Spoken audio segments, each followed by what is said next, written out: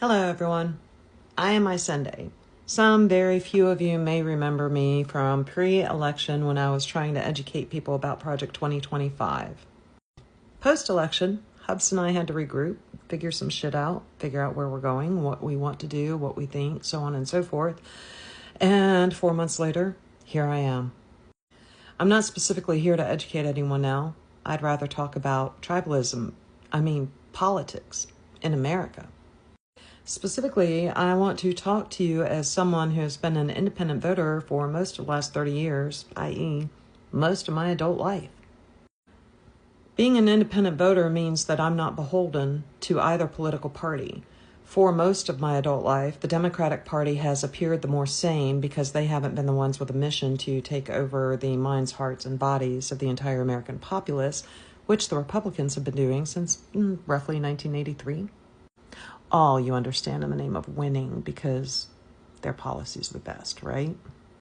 My goal going forward is to talk about the things that someone who's kind of an everyday Jane American sees happening around her and the responses I see to it and the differences between the reality and the social media blow up of those responses, as well as I intend to take a very, very harsh look at both parties in America.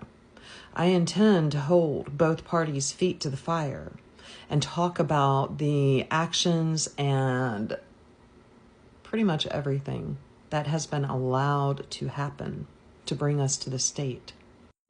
I also intend to talk about the things that we, the people, have forgotten about, specifically our rights, which are secured with particular responsibilities.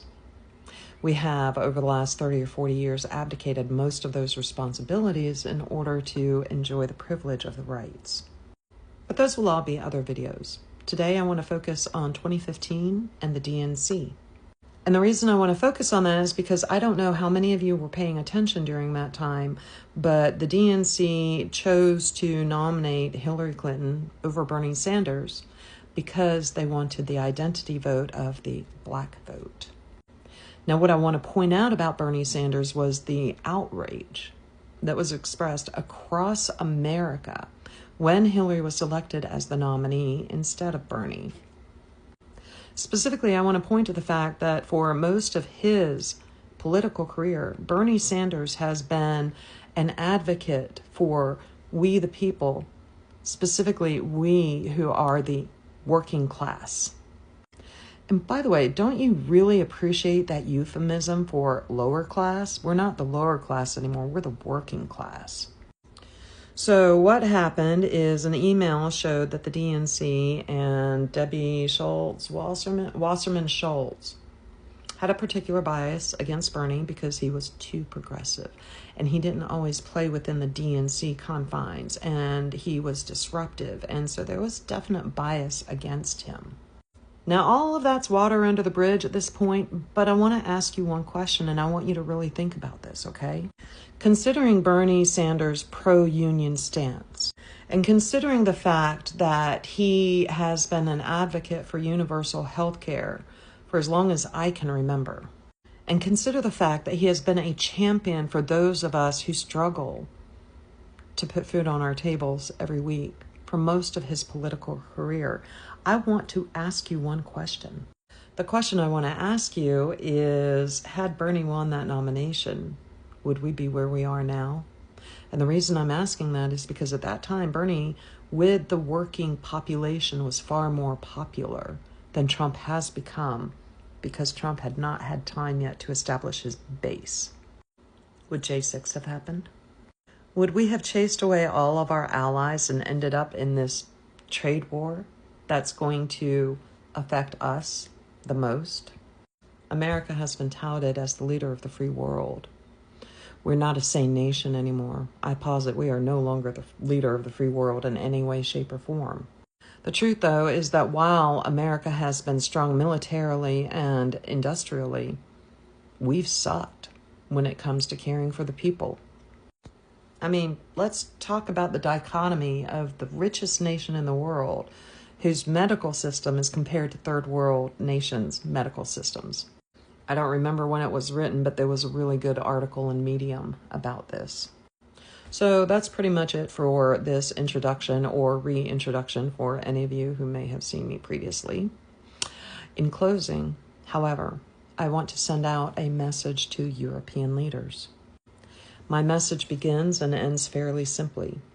You cannot build a good, solid home that's going to weather all the storms and that's going to safely protect and cherish the families who reside in it if you start building that home in the middle or at the top.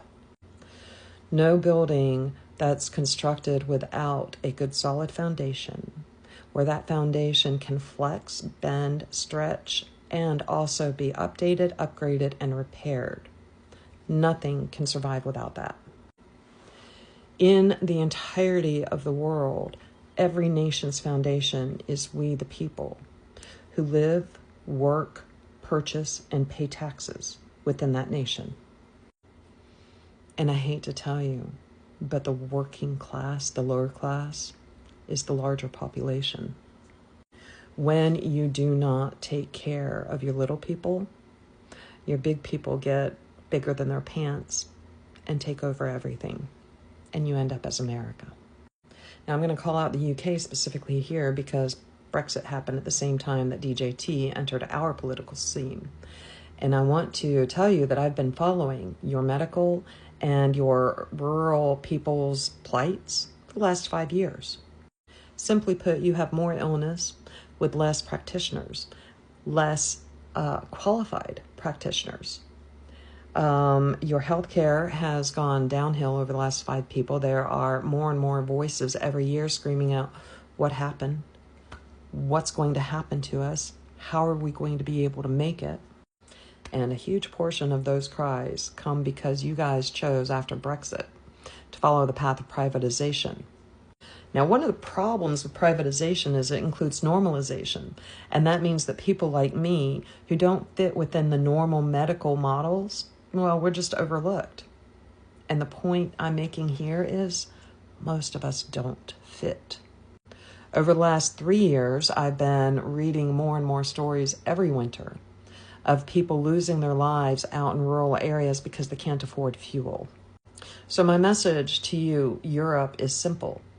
America has abdicated our responsibility to the rest of the world so that we can become the newest totalitarian nation. Anything that you counted on us for isn't going to happen. And if it happens, it's going to come with strings attached. Unless you want to end up as Putin's newest acquisitions, I recommend you get your shit together. I recommend you center your people as your most valuable resource. You build up your lower working class. You make sure that everybody has the same opportunity to pursue life, liberty, and happiness as everyone else. And you make sure that the wealthy continue paying their part into the system. I urge and implore you not to ignore the people who have been traditionally considered the least among us. Coming back to America, what does Sunday say?